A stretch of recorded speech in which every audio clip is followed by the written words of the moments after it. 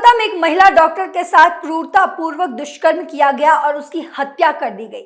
लेकिन लोगों की सुरक्षा के लिए जिम्मेदार राज्य सरकार पीड़िता को न्याय दिलाने के लिए विरोध प्रदर्शन पर उतर आती है। सुनने में ये बिल्कुल अजीब लग रहा होगा ना, लेकिन पश्चिम बंगाल में यही हो रहा है, जहां मुख्यमंत्री ममता बनर्जी ने कोलकाता के आरजीकर मेडिकल कॉलेज और अस्पताल में 32 वर्षीय प्रशिक्षु डॉक्टर के साथ क्रूर दुष्कर्म और हत्या के अपराधियों को सजा देने की मांग करते हुए विरोध प्रदर्शन की घोषणा की है।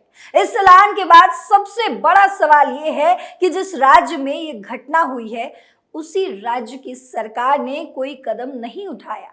जब डॉक्टर्स ने प्रोटेस्ट किया तो गुंडों ने उन पर हमला कर दिया, जिस पर प्रशासन ने कोई एक्शन नहीं लिया। जब टीएमसी के प्रवक्ता इसके खिलाफ अपनी आवाज उठा रहे हैं तो उनको टीएमसी से बाहर का रास्ता दिखा दिया गया। इससे ये तो साफ होता है कि ममता सरकार अपने खेमे के लोगों को ही नहीं संभाल पा रही है, तो राज्य में हो रही घटनाओं पर कैसे संज्ञान लेंगी, जिस पर विरोधी पार्टियां कह रही है कि ममता सरकार बौखला गई है। तो क्या कुछ है पूरा मामला, बताएंगे आपको इस स्पेशल स्टोरी में। नमस्कार, आप देख रहे हैं कैपिटल टीवी, मैं हूं आपके साथ पल्लवी सिंह। मुख्यमंत्री ममता बनर्जी ने घोषणा की है कि 17 अगस्त को उनकी पार्टी अपराधी को सजा दिलाने की मांग को लेकर सभी प्रखंडों में विरोध मार्च निकालेगी। फिर 18 अगस्त को सभी प्रखंडों में प्रदर्शन होगा और 19 अगस्त को दोषियों को फांसी की सजा दिलाने की मांग को लेकर कार्यक्रम आयोजित किया जाएगा। ममता बनर्जी ने सीबीआई को दी समय सीमा। ममता बनर्जी चाहती हैं कि अपराधी को फांसी की सजा दी जाए और उन्होंने मांग की है कि सीबीआई रविवार यानी 18 अगस्त तक ये काम पूरा कर ले। पीड़ित को न्याय दिलाने की जिम्मेदारी केंद्रीय जांच एजेंसी पर डालने का ये एक मौजूदा मुख्यमंत्री का खतरनाक दुस्साहस है, जो ये स्पष्ट करता है कि तृणमूल कांग्रेस यानी कि टीएमसी केंद्र पर दोष मढ़ने और अपनी जिम्मेदारियों से पल्ला झाड़ने की बेताबी से कोशिश कर रही है। टीएमसी का राजनीतिक खेल इतनी बेशर्मी भरा है कि एक तरफ राज्य सरकार सीबीआई को समय सीमा दे रही है, तो वहीं दूसरी तरफ देखा जाए तो हास्यास्पद समय सीमा समाप्त होने से ठीक एक दिन पहले बड़े पैमाने पर विरोध प्रदर्शन की घोषणा कर रही है। पुलिस के सामने ट्रकों में भरकर आए गुंडों ने की तोड़फोड़। इसी बीच प्रदर्शनकारी डॉक्टरों पर गुंडों द्वारा हमला किया जा रहा है, जिन्होंने 14 अगस्त को आरजीकर मेडिकल कॉलेज और अस्पताल परिसर में भी तोड़फोड़ मचाई। 50 से अधिक लोगों की भीड़ ने अस्पताल में घुसकर डॉक्टरों पर हमला किया और ये 50 से अधिक भी हो सकते हैं, और यहां तक कि उस इमारत में घुसने की कोशिश भी की जहां जूनियर डॉक्टर के साथ दुष्कर्म किया गया और उसकी हत्या कर दी गई। इस दौरान पुलिस मूकदर्शक बनी रही और ये भी आरोप है कि सत्तारूढ़ टीएमसी सरकार ने हमलों की साजिश रची थी। ऐसा लगता है कि न्याय के लिए समय सीमा राज्य सरकार ने बहुत सोच विचार के बाद तय की है, क्योंकि घटनाक्रम से पता चलता है कि जब तक सीबीआई मामले की जांच करेगी तब तक अधिकांश सबूत नष्ट हो चुके होंगे और प्रदर्शनकारियों को चुप करा दिया जाएगा। माहौल बनाने के लिए सीएम ममता बनर्जी अपनी खुद की अक्षमता का दोष केंद्र पर डाल देगी और कहेगी कि सीबीआई मृतक पीड़िता को न्याय दिलाने में विफल रही। ममता बनर्जी चाहती हैं कि सीबीआई रविवार तक अपराधी को फांसी पर लटका दे, लेकिन वहीं जब उनके ही पार्टी के नेता शांतनु सेन को कोलकाता स्थित आरजीकर मेडिकल कॉलेज के खिलाफ बोलने पर पार्टी ने प्रवक्ता पद से हटा दिया, यानी कि बाहर का रास्ता दिखा दिया। उन्होंने एक दिन पहले ही कहा था कि यह मेडिकल कॉलेज असामाजिक गतिविधि का अड्डा बन चुका है। इसी मेडिकल कॉलेज में महिला डॉक्टर के साथ दुष्कर्म करके हत्या कर दी गई। आपको बता दें कि शांतनु सेन और उनकी पत्नी काकाली दोनों ही इस मेडिकल कॉलेज के पूर्व छात्र रहे हैं। इतना ही नहीं, शांतनु सेन की बेटी भी इसी कॉलेज की छात्रा है। शांतनु सेन ने दावा किया था कि उनकी बेटी को भी भेदभाव का सामना करना पड़ा है। उन्होंने ये भी कहा कि कॉलेज में एक रैकेट चलता है और अगर आप उसमें शामिल नहीं होते हैं तो आपको निशाना बनाया जाता है। अगर आप साथ देते हैं तो आप जो चाहें वो कर सकते हैं। मैं किसी विशेष प्रोफेसर का नाम तो नहीं लेना चाहता, लेकिन अगर आप उनकी नज़र में अच्छे हैं तो आप परीक्षा में नकल भी कर सकते हैं। अब इस बयान के बाद से टीएमसी के आला कमान नाराज हो गए और सेन को बाहर का रास्ता दिखा दिया। लेकिन सवाल ये है कि क्या सच का साथ देने पर इस तरह का व्यवहार करना ही टीएमसी की फितरत बन चुकी है? सीबीआई का काम जांच करना, सजा देने का काम अदालत का। दरअसल Kolkata high court RG Kar college के प्रिंसिपल डॉक्टर संदीप घोष को बचाने के लिए राज्य सरकार को फटकार लगाई और कहा कि इसे आत्महत्या बताकर इस जघन्य अपराध को छिपाने की कोशिश की जा रही है। ये ध्यान देने योग्य है कि घोष ने विरोध प्रदर्शनों के बीच इस्तीफा दे दिया और उसी दिन उन्हें सरकार के Kolkata national medical college and hospital का प्रिंसिपल नियुक्त कर दिया गया। तथ्य ये है कि कोलकाता हाई कोर्ट ने आरजीकर मेडिकल कॉलेज दुष्कर्म और हत्या मामले को सीबीआई की जांच सौंप दी। जब पीड़िता के माता पिता ने चिंता जताई कि कोलकाता पुलिस सही से जांच नहीं कर रही है, तब ये सौंपी गई। इससे ये बात तो साफ होती है कि स्थानीय पुलिस निष्पक्षता से काम नहीं कर रही। आम आदमी पार्टी की राह पर ममता बनर्जी के विरोध प्रदर्शन की घोषणा से ये सवाल उठता है कि वे आखिर किसके खिलाफ विरोध कर रही हैं?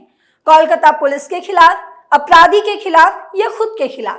क्योंकि सरकार तो उन्हीं की है, क्योंकि वे मुख्यमंत्री हैं वहां की। इसका एक और पहलू है कहानी को तोड़ मरोड़ कर पेश करना। पश्चिम बंगाल में विरोध कर रहे डॉक्टर पर किस तरह प्रदर्शनकारियों ने हमला किया, देखिए इस खास रिपोर्ट में। इस समय इस भयावह घटना ने पूरे देश को झकझोर कर रख दिया है।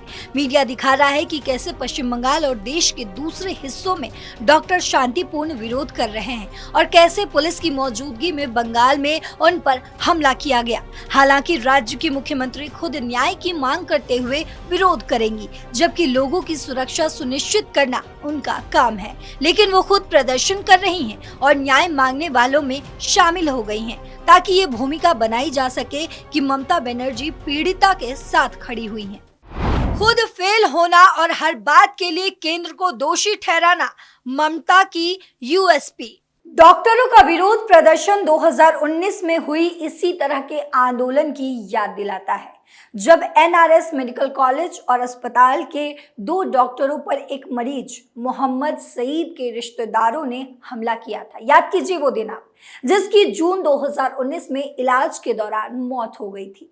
डॉक्टरों की शिकायतों को दूर करने के बजाय ममता बनर्जी ने उन पर ही बाहरी होने का आरोप लगा दिया था। उन्होंने कहा कि वे बाहरी हैं, सरकार किसी भी तरह से उनका समर्थन नहीं करेगी और ये उन्होंने साफ साफ शब्दों में कह दिया था। ममता बनर्जी ने कहा था, मैं हड़ताल पर गए डॉक्टरों की निंदा करती हूँ। पुलिसकर्मी ड्यूटी के दौरान मरते हैं, लेकिन पुलिस हड़ताल पर नहीं जाती। उस समय मुख्यमंत्री ममता बनर्जी ने प्रदर्शनकारी चिकित्सकों को काम पर लौटने के लिए सख्त समय सीमा भी दे दी थी। हालांकि बाद में उन्हें अपना रुख नरम करना पड़ा और अस्पतालों में सुरक्षा बढ़ाने का आश्वासन देना पड़ा। केंद्र पर दोष मढ़ने के अलावा सीएम ममता बनर्जी कानून और व्यवस्था को बनाए रखने में अपनी प्रशासन की विफलता को छिपाने के लिए पीड़ितों को उनकी स्थिति के लिए दोषी ठहराने में एक्सपर्ट है और हमेशा से है।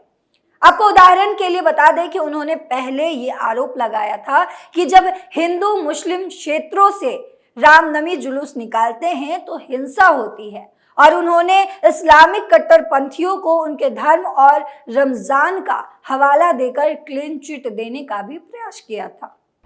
रेप के मामलों को खारिज करने में माहिर है ममता बनर्जी। दुख की बात तो ये है कि टीएमसी शासित पश्चिम बंगाल में महिलाओं के खिलाफ अपराध असामान्य नहीं है। हाल ही में देखा गया कि कैसे तजामुल हक ने अपनी शरिया अदालत चलाई और एक महिला को तालिबानी अंदाज में जमीन पर पटक पटक कर पीटा था, जबकि दूसरी महिला को बांधकर सड़कों पर घुमाया गया। ये वीडियो बहुत वायरल हुआ था, आपने देखा भी होगा। टीएमसी विधायक हमीदुल रहमान ने पश्चिम बंगाल को मुस्लिम राष्ट्र बताते हुए इस कृत्य को उचित भी ठहरा दिया था। देश ने देखा कि कैसे ईडी अधिकारियों पर हमला करने वाले शाहजहां शेख और उसके गुर्गों ने संदेश खाली में आदिवासी महिलाओं का यौन उत्पीड़न किया और सुप्रीम कोर्ट ने राज्य सरकार को उसे बचाने के लिए फटकार भी लगाई थी। ऐसी कई घटनाएं हुई हैं जब सीएम ममता बनर्जी ने खुद एक महिला होने के बावजूद भी महिला पीड़ितों के प्रति अपनी अपमानजनक असंवेदनशीलता दिखाई है। पिछले साल अप्रैल में उन्होंने दावा किया कि कालीगंज में कथित दुष्कर्म और हत्या का मामला एक प्रेम प्रसंग था, जो कि गलत था। बताया गया कि उत्तर दिनाजपुर जिले के कालियागंज इलाके में एक दलित महिला नहर में तैरती हुई पाई गई। पीड़िता की हत्या से पहले उसके साथ दुष्कर्म किया गया था। 2022 में उन्होंने 14 वर्षीय लड़की के साथ क्रूर दुष्कर्म और हत्या के आरोपों को प्रेम संबंध के रूप में गलत साबित करने की कोशिश भी की थी। इसी तरह 2012 में ममता बनर्जी ने कोलकाता के पार्क स्ट्रीट में एक एंग्लो इंडियन महिला सुजैर जॉर्डन के साथ दुष्कर्म के आरोपियों को दोष मुक्त कर दिया था। वो दिन भी आपको याद होगा। बनर्जी ने कहा कि यह घटना शाहजानो घोटाना यानी कि मनगढ़ंत घटना थी। इस शब्द का मतलब है जिसे कथित तौर पर सरकार को बदनाम करने के लिए डिजाइन किया गया था। 2013 में बनर्जी ने राज्य में बढ़ते दुष्कर्म के मामलों को जनसंख्या में वृद्धि से जोड़ दिया था। आरजीकर मेडिकल कॉलेज और अस्पताल मामले की अगर बात करें तो मुख्यमंत्री ममता बनर्जी को राजनीतिक लाभ के लिए इस तरह के गंभीर मुद्दों पर दोष मढ़ने और उसका राजनीतिकरण करने के बजाय सुरक्षा और कानून व्यवस्था सुनिश्चित करने को प्राथमिकता देनी चाहिए। इस देश के लोगों को याद रहेगा कि कैसे एक मौजूदा मुख्यमंत्री ने पीड़ितों के लिए पूरी जांच और न्याय सुनिश्चित करने के बजाय प्रशासनिक कमियों से ध्यान हटाने के लिए विरोध प्रदर्शन आयोजित किए थे। तो इस घटना पर आपकी क्या राय है, कमेंट बॉक्स में बताते जाइएगा। फिलहाल मेरे साथ इतना ही। देश और दुनिया की तमाम खबरों के लिए देखते रहिए कैपिटल टीवी। नमस्कार।